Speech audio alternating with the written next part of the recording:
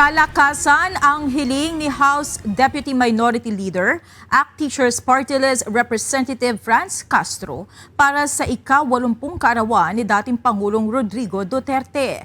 Nagpaabot din ito ng pagbati sa nakatatandang Duterte. Kabilang ang kongresista sa mga nais mapanagot ang dating presidente sa kinakaharap nitong crimes against humanity sa International Criminal Court o ICC dahil sa anti-drug war nito. Naniniwala rin ang kongresista hindi mapagbibigyan ng plano ng kampo ng mga Duterte na interim release sa ICC.